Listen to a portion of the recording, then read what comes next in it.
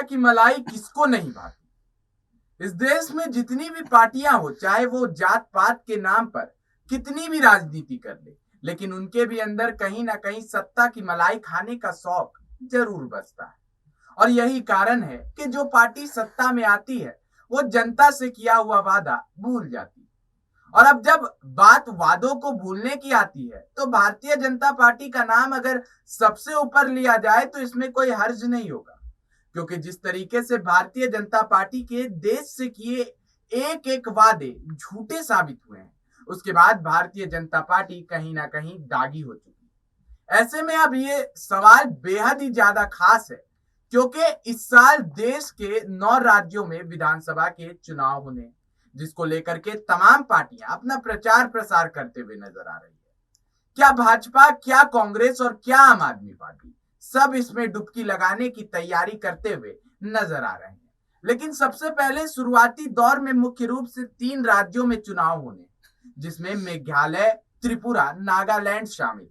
अब इन राज्यों में भाजपा जातीय समीकरण पर काम करते हुए नजर आ रही है, लेकिन सवाल ये उठता है कि वहां पर आखिर कौन सी जाति है जिस पर भाजपा की उम्मीद टिकी।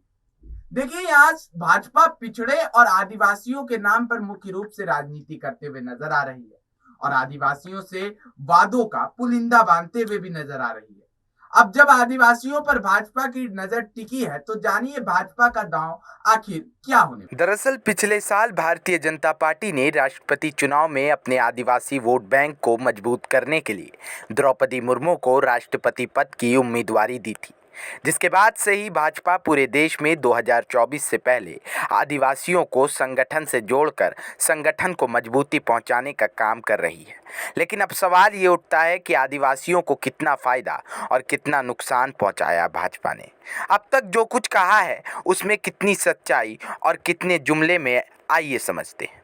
केंद्र सरकार ने 2022-2023 के बजट की 3.61% राशि एससी और 2.26% राशि एसटी के लिए प्रस्तावित की थी। यानी पिछले वित्त वर्ष में 1,42,342 करोड़ रुपए एससी और 89,265 करोड़ रुपए एसटी के कल्याण के लिए आवंटित किए गए थे। पिछले वर्ष के इस बजट में सरकार पर आदिवासियों को उनके आर्थिक हक से वंचित रखने का आरोप लगा था। दावा किया गया था कि कोविड महामारी की वजह से पहले से ही परेशान समाज के इन वर्गों को राहत देने के लिए किसी भी नई योजना का प्रस्ताव नहीं किया गया है। पिछले वर्ष सरकार के पूरे बजट का 2.26% ही अनुसूचित जनजाति के लिए था, जबकि उनकी आबादी को देखते हुए ये बहुत ही कम था। बात करें नॉर्थन ईस्टर्न रीजन की, तो यहाँ बसने वाले लोग मुख्य रूप से आदिवासी समुदाय से आते हैं और इसमें नागालैंड, मेघालय और त्रिपुरा भी शामिल है, जिसमें सरकार ने इस क्षेत्र के बजट में इस साल 30% की बढ़ोतरी की है। तो अब सवाल ये उठता है कि सरकार ने बजट में पिछले साल जो आंकड़े पेश किए उसका कोई भी फायदा धरातल पर उतरता हुआ नजर नहीं आ रहा है।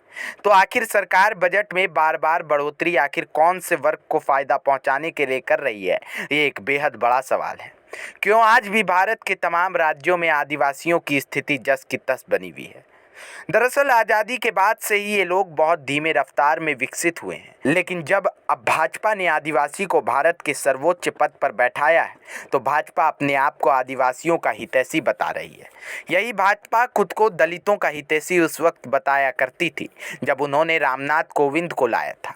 लेकिन उस वक्त का हाथरस कांड भी याद होगा आप लोगों को कि कैसे एक दलित बच्ची मनीषा के साथ दरिंदगी की गई थी और भगवाधारी सरकारी गुंडों द्वारा अपराधियों को कथित संरक्षण पहुंचाने का प्रयास किया गया था।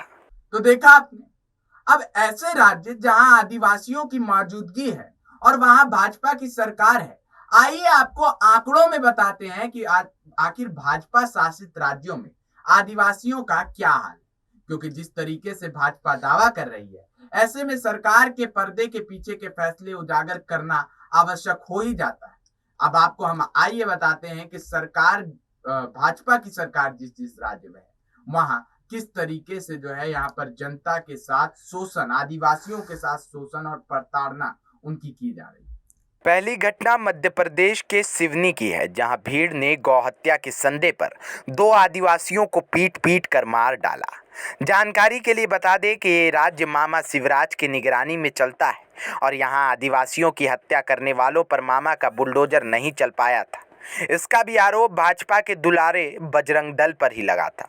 तो जब सैया भाईल कोतवाल तो डर काहे का। संसद में पेश किए गए आंकड़ों के मुताबिक उत्तर प्रदेश और बिहार में दलितों का उत्पीड़न सबसे अधिक हुआ है।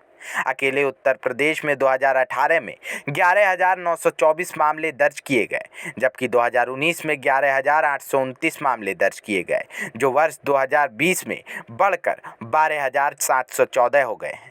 आदिवासियों के खिलाफ अपराध से सबसे ज़्यादा मामले मध्य प्रदेश और राजस्थान में दर्ज किए गए।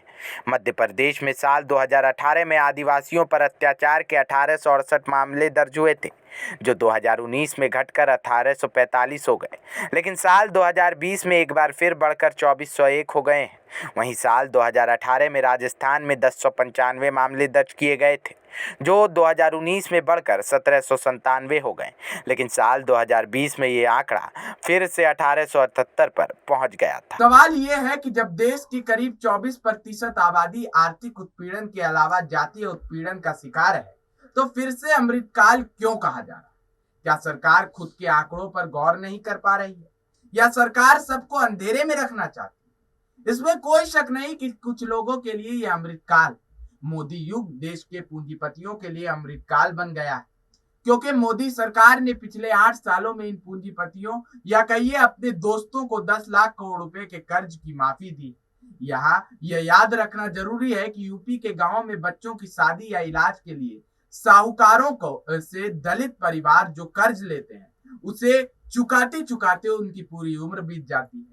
लेकिन यहाँ सरकार सरकारी खजाने से बड़े पूंजीपतियों को दिलखोल धन संपदा दे रही है, जबकि अमृतकाल में गरीब दलित और आदिवासी जातीय हमलों का शिकार है, और सरकार प्रशासन के भीतर इसके खत्म करने को लेकर ना तो कोई विचार है और ना ही कोई तमन्ना। अब आप ही अपने से कमेंट करके बताइए कि हमने जो आंकड़े पेश किए, क्या आप इससे सहमत है? क्या सच में भाजपा आदिवासियों का तुष्टीकरण कर रही है या नहीं? कमेंट करके अवश्य बताइएगा। तब तक के लिए बने रहिए और देखते रहिए नेक्स्ट 9 न्यूज पॉलिटिकल भाई।